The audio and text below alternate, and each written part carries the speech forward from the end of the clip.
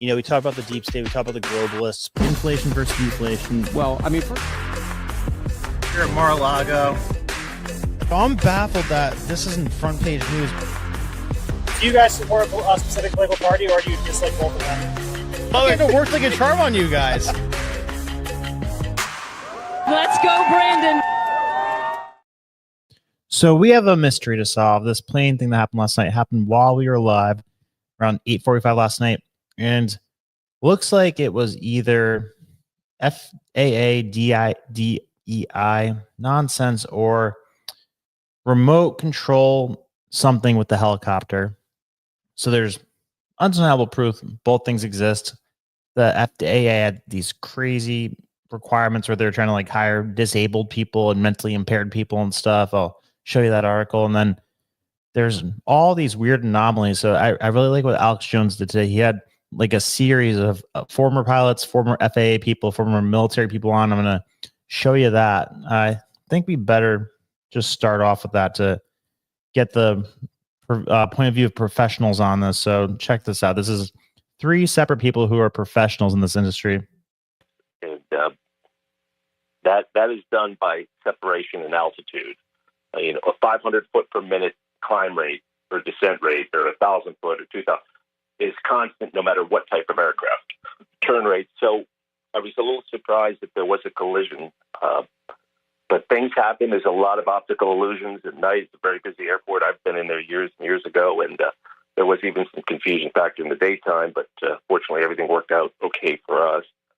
I just appreciate your analysis. That's where I kind of get a lot of my thinking outside the box. I really, it's not my strong suit, but in any case, I'm hoping other pilots call in that are current, the air traffic controllers, and, like you say, we get a lot of good information from the callers. Yeah, hi. I just want to thank you, Alex, for everything you've done. Real quickly, I was an air traffic controller for 8 years in the Marine Corps. I live in a small island in Alaska, 747 pilot, captain for 5 of those years, and currently a 757 captain.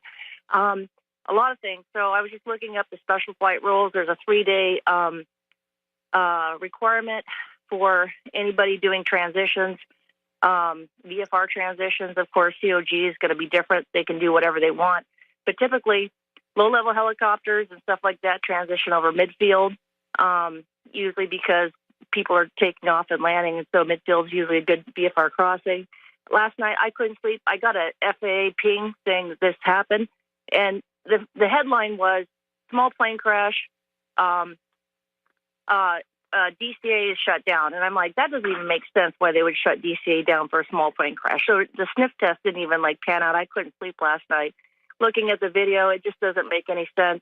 I'm not a conspiracy theorist, but I just can tell you that, guys on approach at 300 feet, they're focused right now. They're probably transitioning with VFR, so they're transitioning to visual. But we have TCAS on the airplane, which is a traffic collision alert system. And it basically takes the rate of speed, climb, descent, and, both aircraft should have transponders that are pinging back and forth. And, they read each other's, speed and collision rate, and, you get alerts, and we train for this all the time.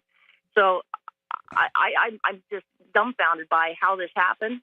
Accidents happen, unfortunately, but there's nothing about this that makes sense. There's nothing about this that sits well with me.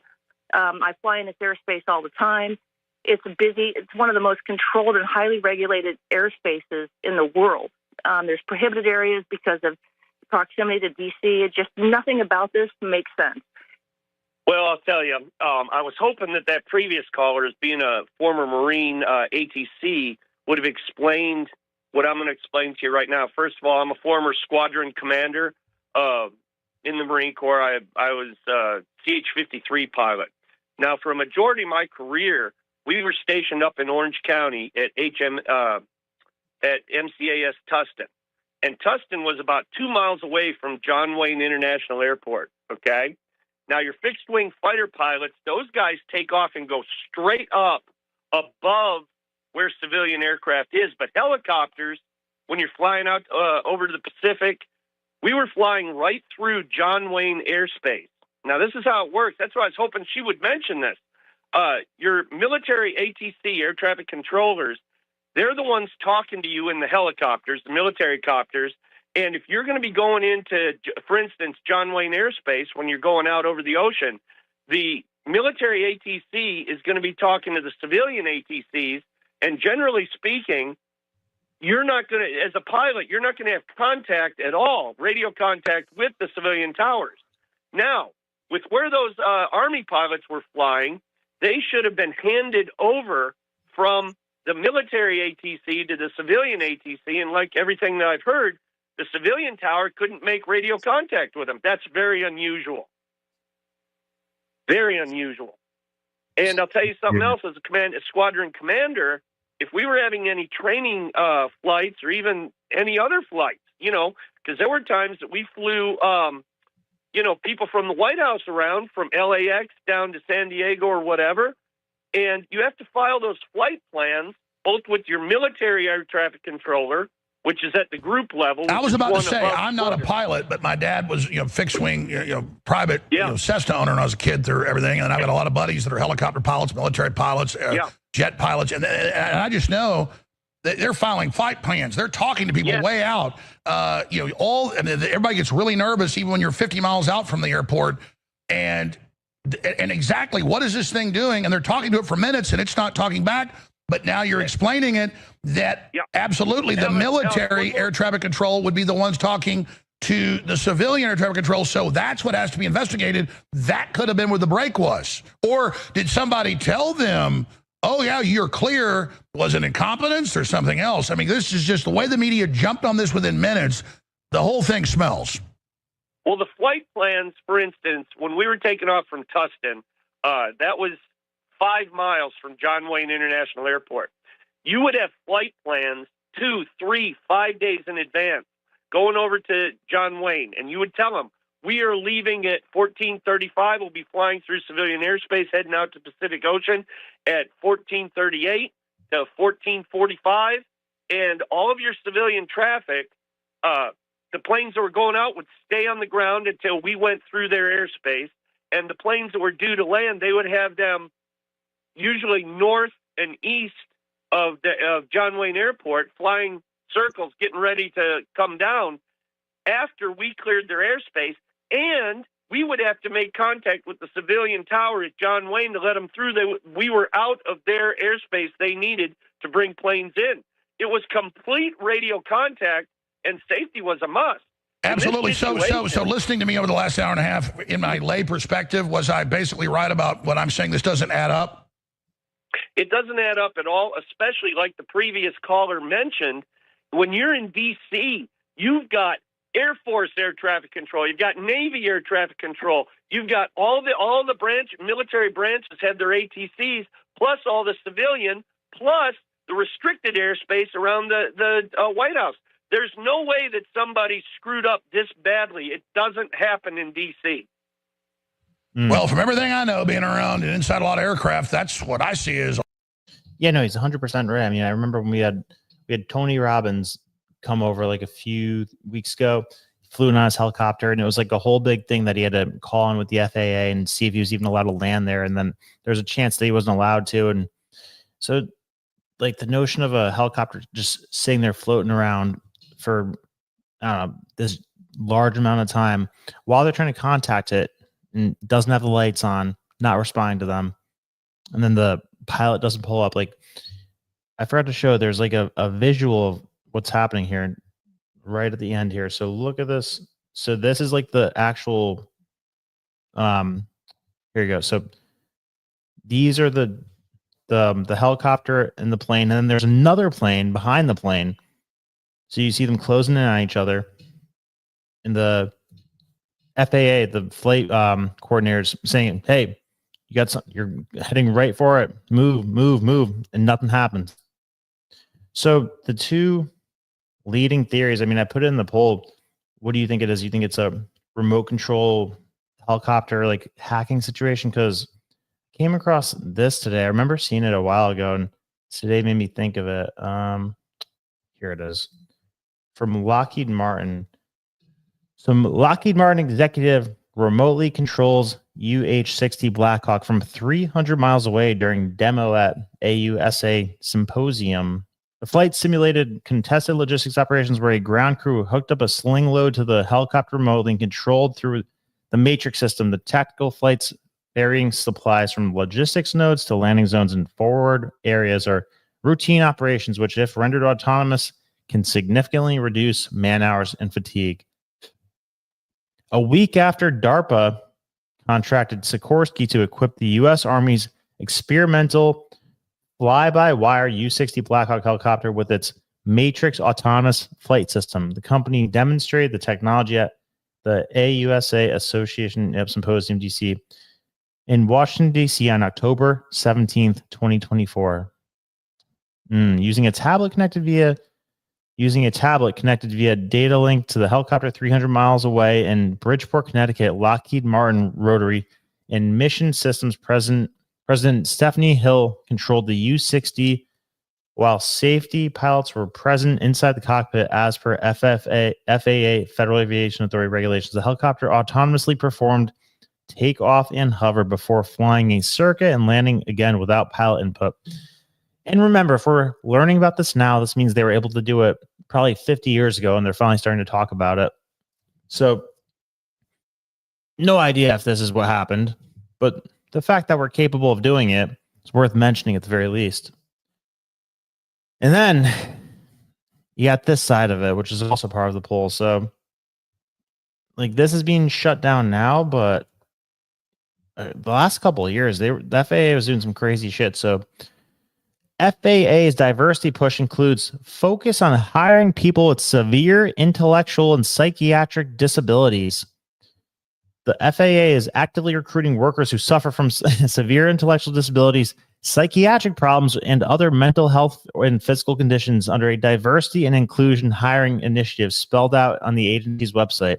Like, this literally looks like the Babylon Bee, like the shit that it says in here. So, targeted disabilities are those in targeted disabilities are those disabilities that the federal government, as a matter of policy, has identified for special emphasis in recruiting and hiring. The FAA's website states they include hearing, vision, missing extremities, partial paralysis, complete paralysis, epilepsy, severe intellectual disability, psychiatric disability, and dwarfism. Just in case you didn't understand that, this is from 1 year ago, right? This is from January 14th, 2024. The FAA was actively and aggressively recruiting and targeting people that suffered from hearing disabilities, vision disabilities, missing extremities, partial paralysis, complete paralysis, epilepsy, severe intellectual disability, psychiatric disability, and dwarfism. So I don't know who was guiding this plane, but don't take it out of the question that this could have had something to do with it. Now, it was also interesting that right after this happens, there's a flood of articles talking about how, oh yeah, this is because Trump is cutting this or cutting that, or this person left and he got rid of that program, or it's Pete Hegseth's fault because he can't handle the Defense Department, and this was a Black Hawk helicopter on a routine military mission training exercise, so it was his fault. So there, I mean, I don't know, think like a sick, twisted psychopath who has a lot of power and hates Trump for a second. Like, why would you do this? Like, are they just trying to, hit like little chinks in the armor? Because, this isn't something that's going to outright destroy him, even if they were able to shape the narrative that makes it sound like it's his fault. But, like, would you really do this just to make him look bad for a day? Because this, tragic, really sad, but it's going to be out of the news cycle and then, like, by tomorrow probably. So are we just going to see a bunch of things like this that they're trying to hack away at him with?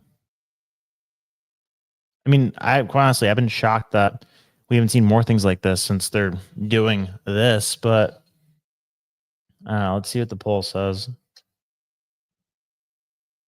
Poll says 50% legitimate accident.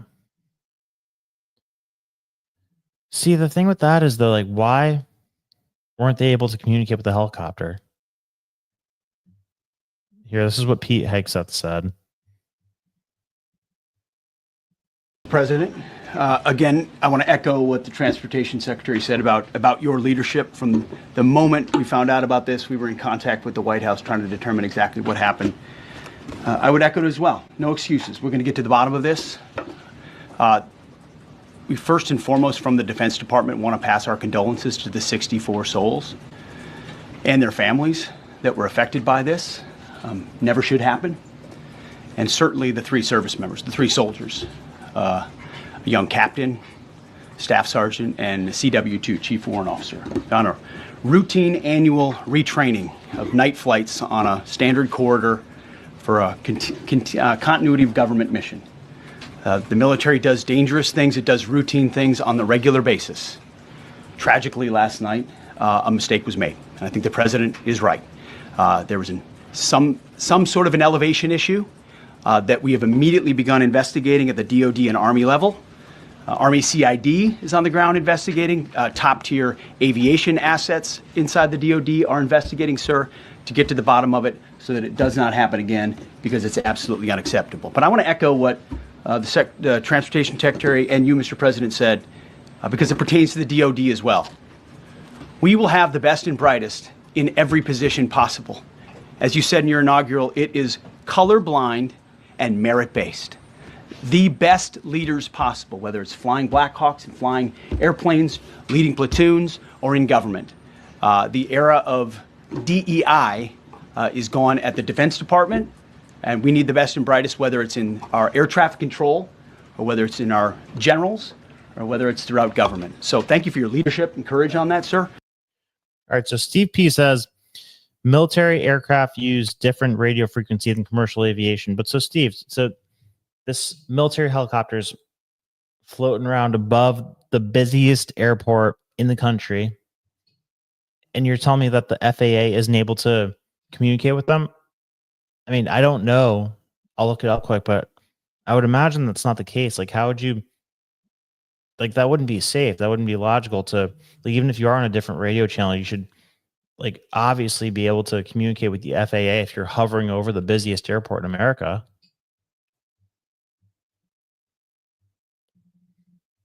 Let's see. I'll type it in right now. Do military helicopters communicate with the FAA when flying domestic?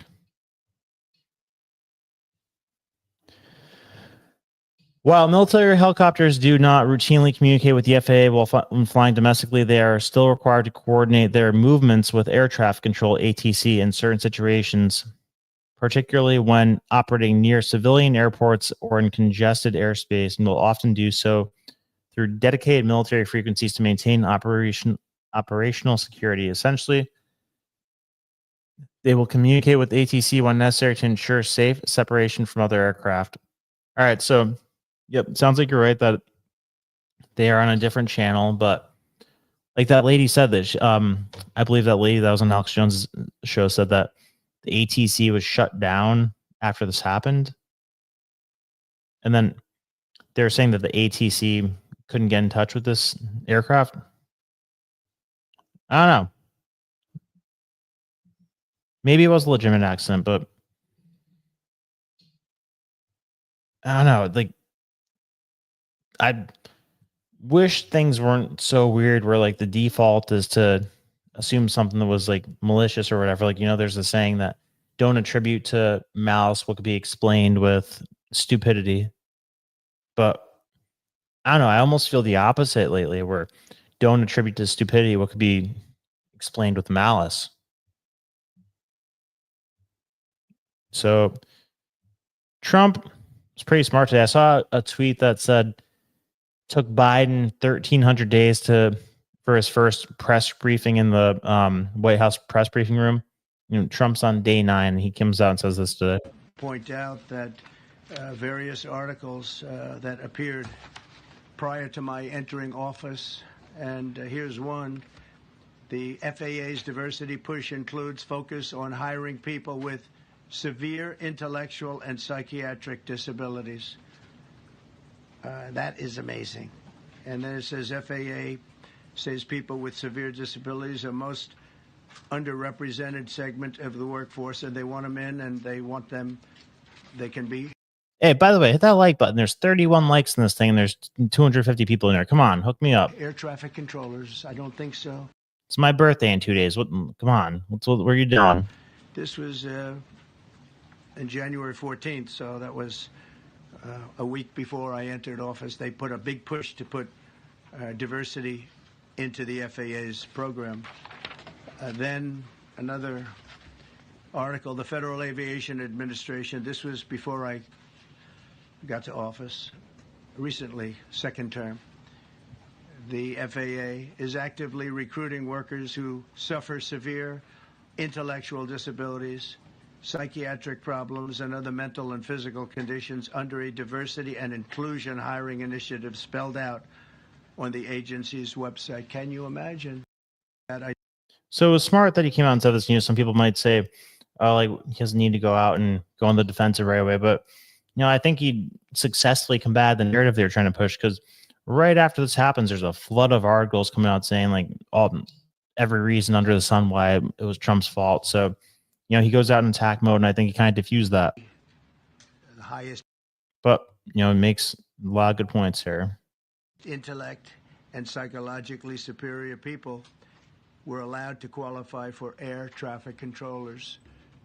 That was not so prior to getting there. When I arrived in 2016, I made that change very early on, because I always felt this was a job that, and other jobs too, but this was a job that had to be superior intelligence, and we didn't really have that, and we had it. And then when I left office and Biden took over, he changed them back to lower than ever before. I put safety first. Obama, Biden, and the Democrats put policy first. All right, so I don't know. We don't have an answer on this. All I'm saying is that it looks weird. The way things are right now, I wouldn't be shocked if it was something that was done intentional, but be reckless to say that any of us know that for sure right now. I want to show you something else though, and this is a story of how, like, of the power of being a martyr, and you know, like how, like, the power of, like, the market deciding like who should be the one that gets a lot and who shouldn't be the one that gets a lot. So like, we're talking merit here. Like in the old days, this person in the situation would have been crushed by the industry. If the industry doesn't like you for whatever reason, doesn't like something you do, something you say, they could crush you, send you into insignificance or whatever the word is, make you disappear, right? But did you see what's happening with Brett Cooper's old channel versus Brett Cooper's new channel? Like, I'm so freaking happy about this. This is so exciting that, like, the industry can no longer crush you. So look at the views. Like, if you don't know about the situation, they just didn't like what she was saying. All of a sudden, they have her freaking producer. They try to just like swap her out of the show. This used to be a 100% her show, right? You know, all her the last 3 years gets like 4 million subscribers in 3 or 4 years, right? And consistently getting like a couple 100,000 views on every episode, sometimes 1 million, right? And then I don't know what happened, but they suddenly swap her out for this girl, and they're just like, "Oh yeah, it's her show now. She's Brett's no longer with us."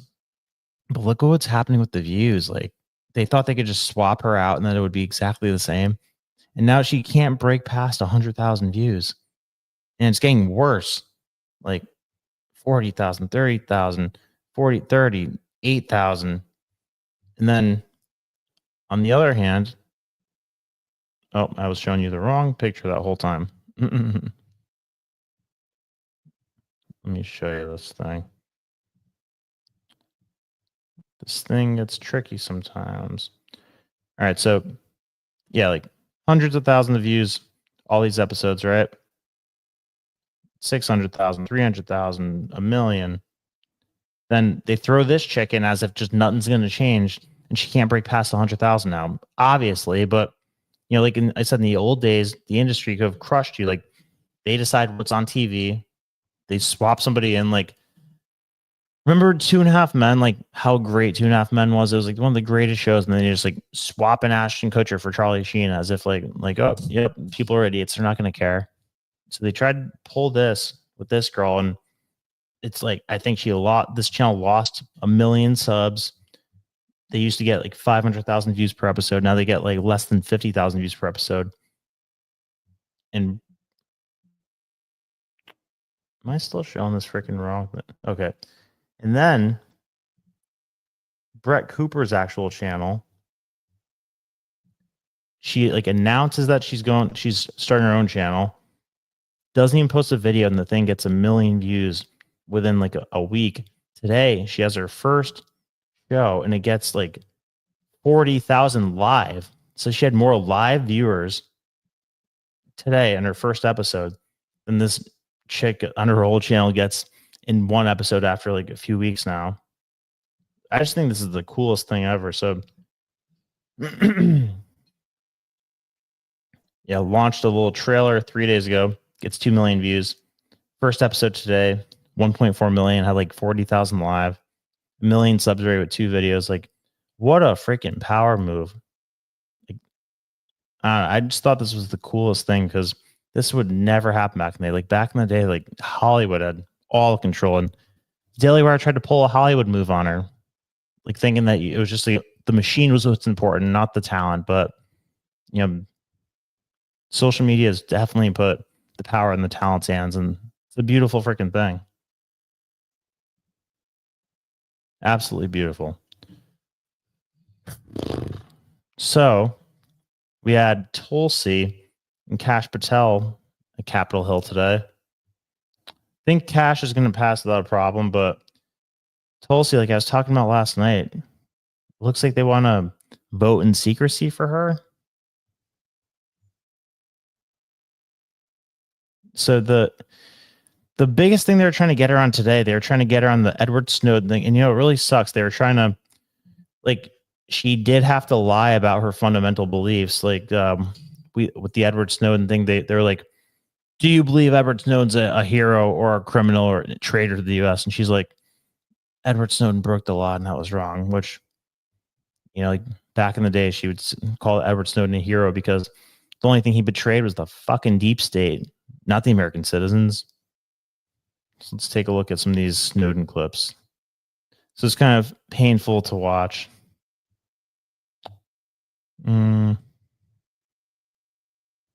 Tulsi Snowden.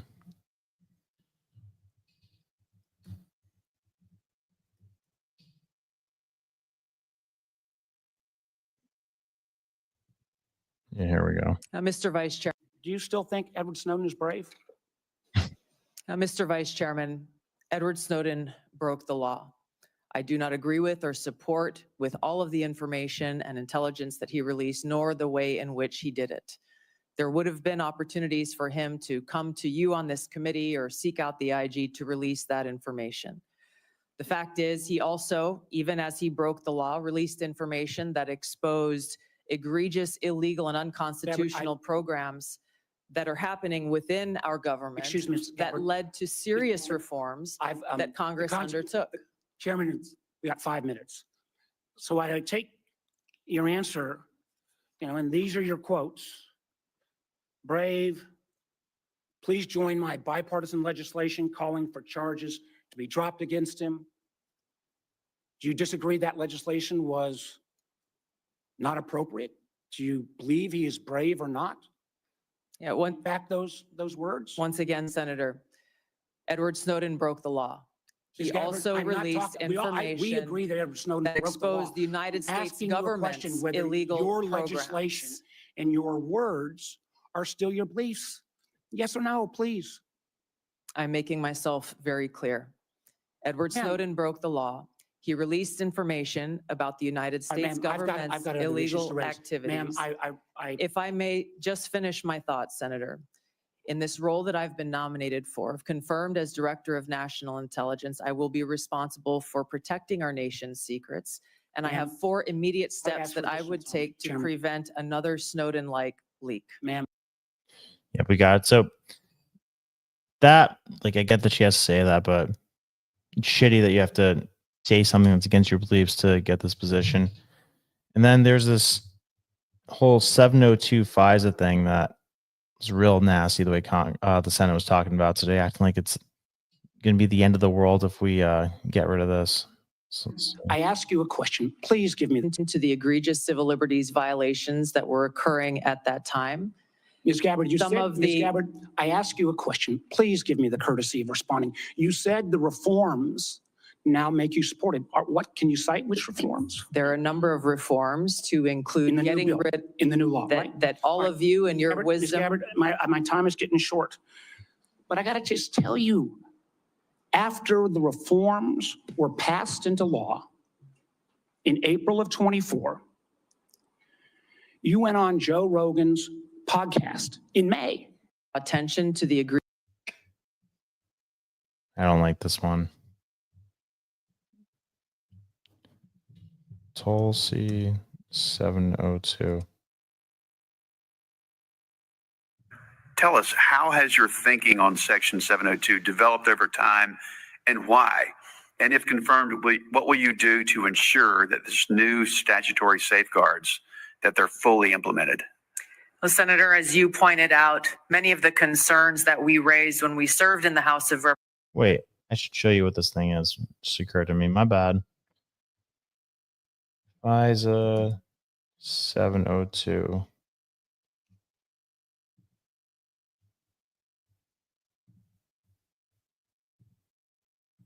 So this is pretty much the Patriot Act, like where they could spy on you. So FISA Section 702 in 2008, Congress enacted Section 702 of the Foreign Intelligence Surveillance Act, a critical intelligence collection authority that enables the intelligence community to collect, analyze, and appropriately share foreign intelligence information about national security threats. Section 702 authorizes targeted intelligence collection of specific types of foreign intelligence information, such as information concerning international terrorism or the acquisition of weapons of mass destruction, identified by the Attorney General and the Director of National Intelligence. Section 702 only permits the targeting of non-US United States persons who are reasonably believed to be located outside the United States. I'm sure they strictly stick to that. United States persons and anyone in the United States may not be targeted under Section 702. Section 702 also prohibits reverse targeting. The IC may not target a non-U.S. person located outside the U.S. The purpose of the collection is to collect information about a United States person or anyone located in the United States. So I think that's bullshit. Like, just Tucker Carlson, for example, they hacked into his phone and then leaked his text to the New York Times. Now, what are they going to say? Because he was in Russia that this didn't apply, the part about being in, like, so he was located outside the United States. Yeah, it's like, I'm of the belief that, you know, they say this is to stop terrorist attacks and everything, but I'm of the belief that I literally believe there hasn't been a legit terrorist attack in the United States, like possibly in all of our history.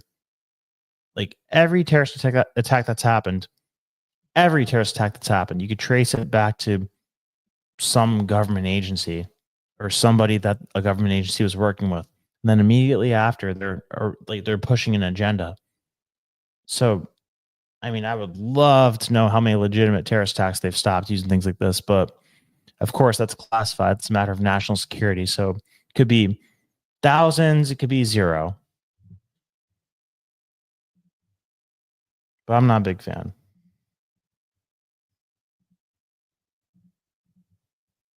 Representatives were centered around the lack of safeguards to protect Americans' Fourth Amendment rights and civil liberties as it pertains to searching of U.S. persons with that incidental collection that occurs under 702. You and I both know and agree that the national security capability that is provided by Section 702 that enables this foreign surveillance on non-U.S. persons overseas is critical, period. My commitment is to make sure that our national security tools are maintained to fulfill that requirement while also protecting Americans' Fourth Amendment rights and protection against unlawful search and seizure. There are a number of those reforms that you referenced such as the prohibition of abouts collection, which we brought up when we served in the House, making sure that 100% of U.S. persons by the FBI on this incidental collection are reviewed by the Attorney General herself.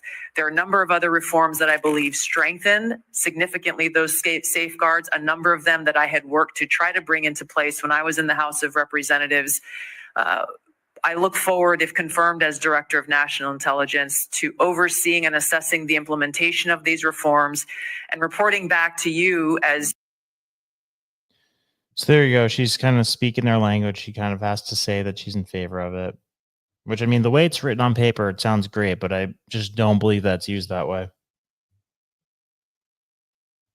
Then we had Kash Patel. Kash Patel did great today, I thought.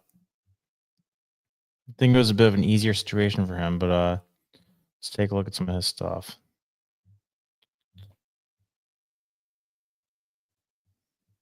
In the collective, all of those statements are taken out of grotesque context. And anyone that thinks my 16 years of service isn't exemplary on how I would proceed if confirmed as FBI is intentionally putting false information into the public ether and creating more public discourse. The only thing that will matter if I'm confirmed as a director of the FBI is a de-weaponized, depoliticized system of law enforcement completely devoted to rigorous obedience of the Constitution and a singular standard of justice. In the collective. Okay. What else we got?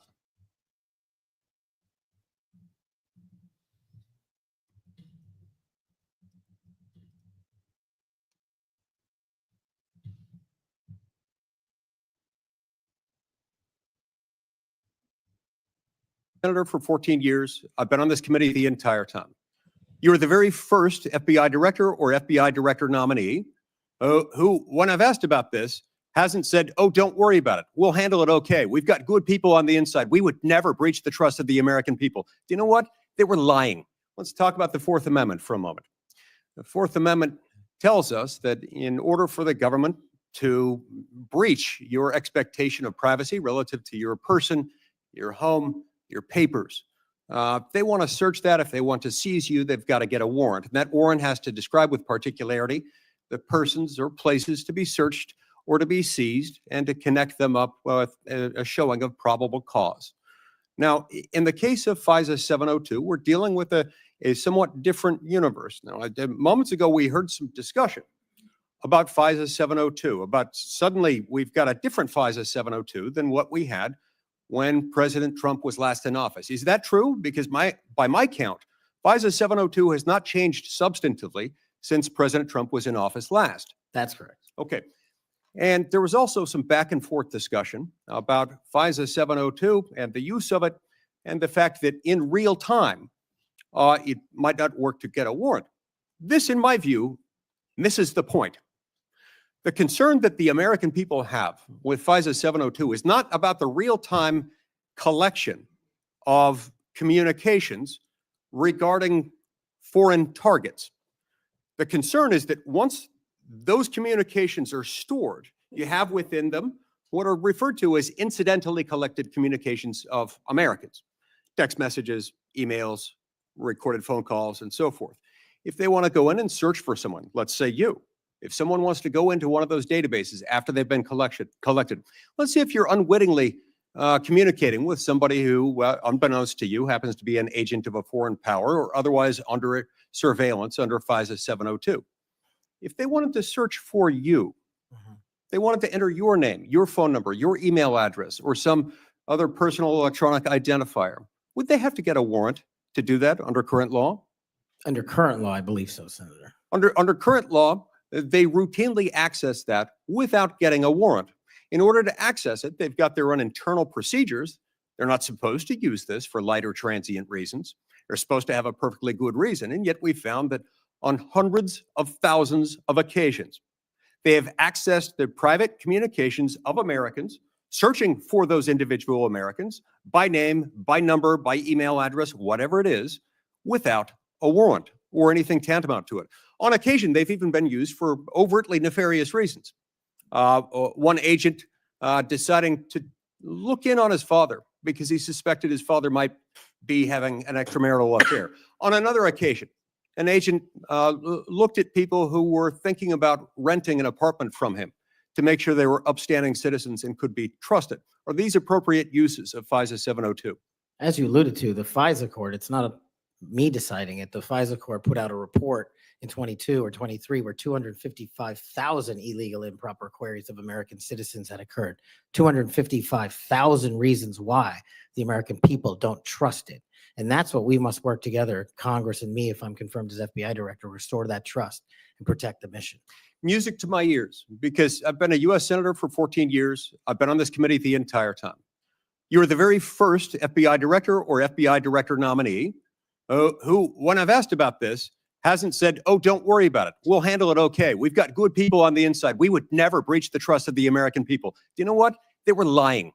I was willing to believe that they thought they were telling the truth, but they were mistaken. But they were lying. Time has told us that they were lying. You will not lie, and that's why I wholeheartedly support you. I've been Well said, Mike Lee. I like this guy. So I think Cash is in good shape. I think Tulsi's going to be close, but I think she'll get in. I think that the Republicans are going to be too afraid of Trump. Let's read some comments, and then I'm going to shut this one down a little early tonight because I'm going to have to do whoa, geez. Going to have to do tomorrow a little bit earlier because I have like birthday stuff going on at night because I turned 30 on Saturday. And that's a good thing. Let's put a good spin on it. But still going to do a stream tomorrow. I told you I'd do a stream every day this year. I'll do a stream every day this year. Let's see. Any good comments?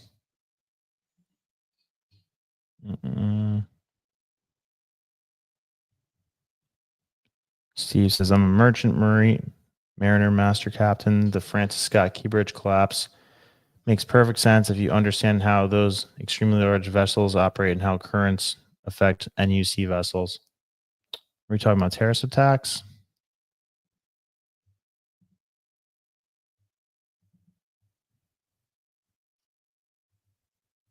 Let's see. What's this in reference to, Steve?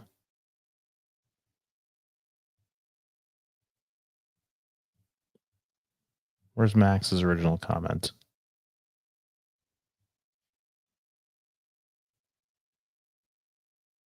I don't see it.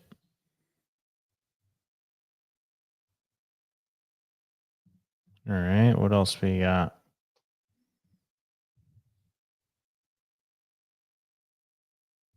Tulsi looks like the evil, like the lady in Captain America, who Brave New World, who starts the evil Avengers. I agree, Sabrina. So Tulsi is a beast.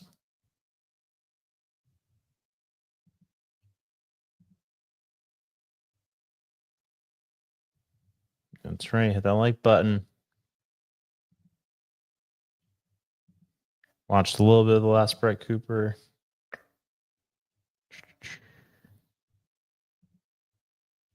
Let's see, any crazy shit in here?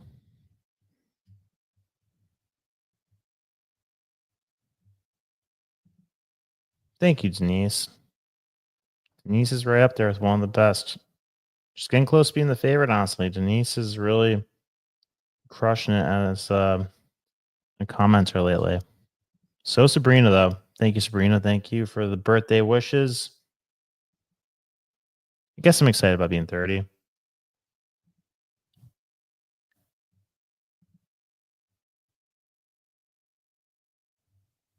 No, all comments are not equal. Oh, Steve, I'm looking forward to Monecton. Got a lot to talk about.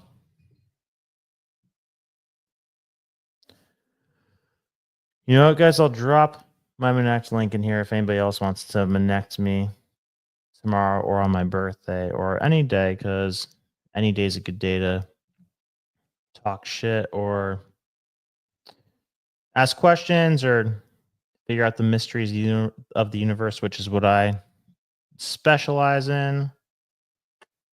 Let's see. Let me throw a Monect link in here. Where did I put my Monect link? I wonder if I did a poll, what percentage of people in here have used Monect before? So I think it's a safe bet that in 5 years, everybody, well, not everybody in the world, but like a good portion of the world will be using Monect because, like, I wish this thing was around like 3 years ago when I was trying to get in contact with certain people. Let's see. Here you go. Next link in the chat. Oh, you know, I'm going to start a new poll.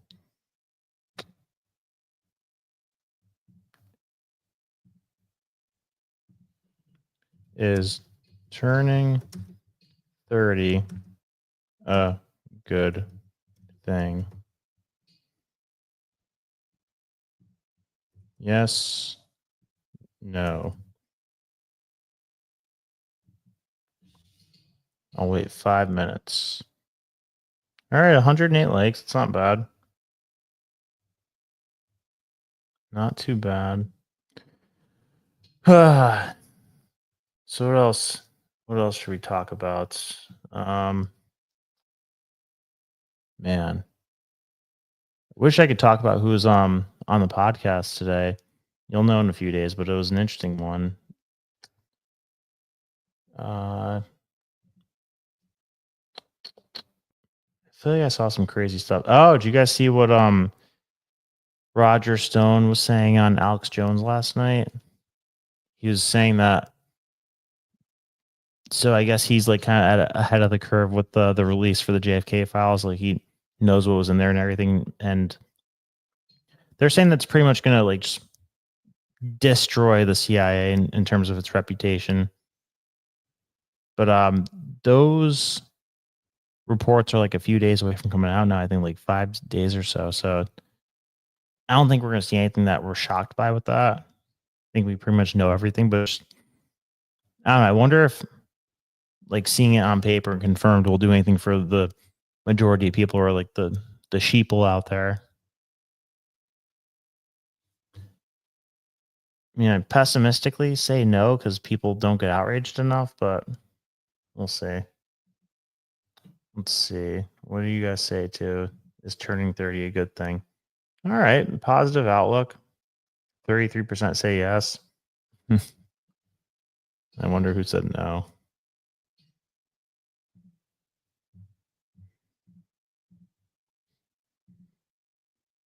Let's see. Can't wait.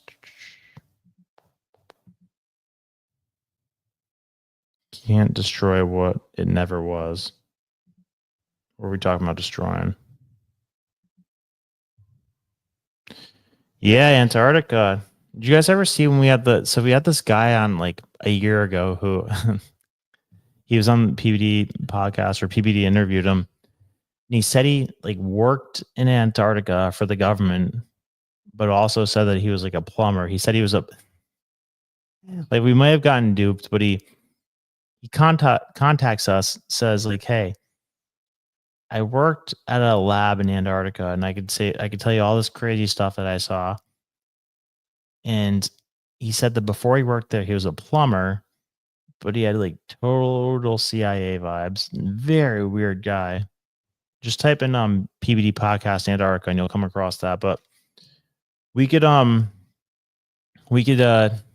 some weird conversations about Antarctica sometime if you want to. Like what the hell is it? Is it Operation High Jump or Admiral Byrd? Yeah, I've been thinking about mixing it up like that, and we don't always have to do current events. We could do like just straight up kind of conspiracy deep dives from time to time. I know I keep promising this Federal Reserve thing. I plan to get that done over the weekend because it's like perfect timing with the way that things are brewing between Trump and the Federal Reserve behind the scenes. Like I think that's such an overlooked battle right now. Like I think it's a fail if Trump doesn't like set some serious groundwork for decoupling us from the Federal Reserve.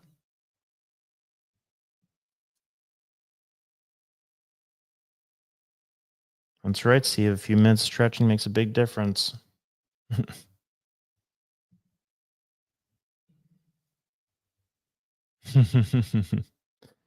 TRM says, dude, I'm 25 and 30 years old.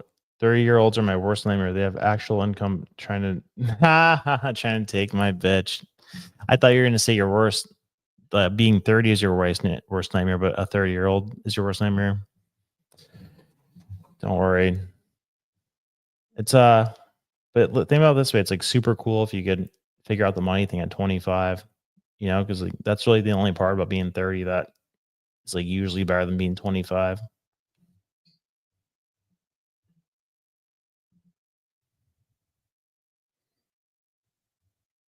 Is this English?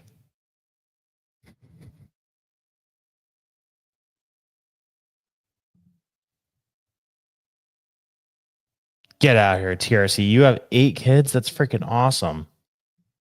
Good for you. How old are you now? 27. You have 8, or you started when you were 27. You have 8 kids. Good for you. Yeah, I want 10 kids myself. I've always wanted 10 kids. In a perfect world, either a 5 and 5 split or a like 6 and 4 split of 6 boys, 4 girls. That'd be awesome. But I have to find a cool wife first. So, or a cool first lady, you know. But let's see. You know, I hate to go. It's always hard to say goodbye. But 5 kids, guys, we have to repopulate the earth. So I love it. I love it, Steph. I hope you have 5 kids someday too. How many kids does everybody in here have? All right, that's something I could show the famous chart that we're not above replacement rate right now. Average births per American citizen. We need to repopulate the earth. All right, here we go. Oh, wait, this is a 2010 one. Here we go. Here we go. So we're at like 1.7 kids per woman right now. Is this correct? 60 per 1,000. No, it's not the chart I'm looking for. Why is this measuring it in a weird way? I'm looking for the one that says how many births per woman. Maybe this one. The heck? Why is there? Okay. So 12 per every 1,000. It was 24 per every 1,000 in the 60s. See, this doesn't seem right. This isn't the way it normally seems measured.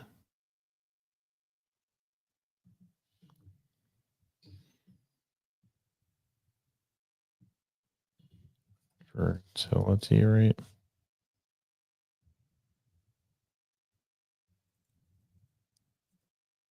Here we go. This is what I was looking for. So, why isn't there a freaking chart anywhere?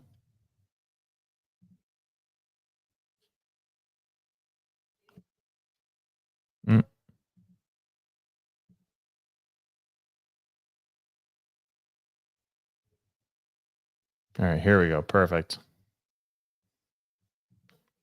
Perfect. So we need to get this number back up to, what is it? So we're at freaking 1.7. I think it's even lower now, like 1.6 kids per woman now. We need to get, we are at 7 at one point. Say a good sweet spot is like, oh, and this is the baby boom. So we at least need to get to 2. I mean, let's start small. We need to get to 2 kids per woman. I think we could do that in the next 10 years. What is it? Replacement rate. Births per woman to replacement rate. 2.1 per woman. So we're at 1.7, probably 1.6 right now, and we need 2.1. So I don't know the math on that just yet, but let's everybody like aim for 4 or 5, you know? In the next 10 years, let's all have like 4 or 5 kids. And on that note, don't know a happier, more positive way to end the show than that. Everybody get out there and have kids responsibly. Find somebody cool that you want to have kids with, and let's do it. Who's... Oh boy, we got sperm offerings in here. Who's got unvaxxed sperm? Yeah, I'm unvaxxed. 10 grand a pop.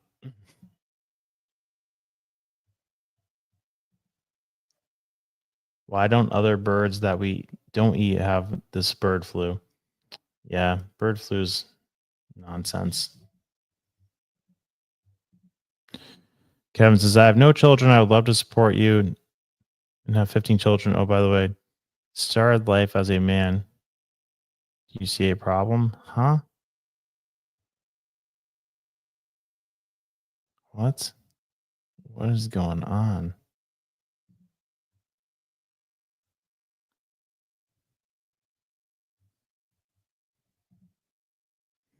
Oh, Steph, don't worry. It'll happen. Okay, Heather, you're halfway there.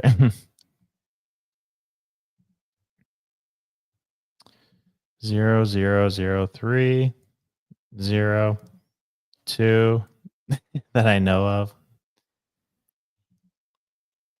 Nice. Amber has 4. Amber's doing her part to repopulate the earth. Thank you to you, Amber.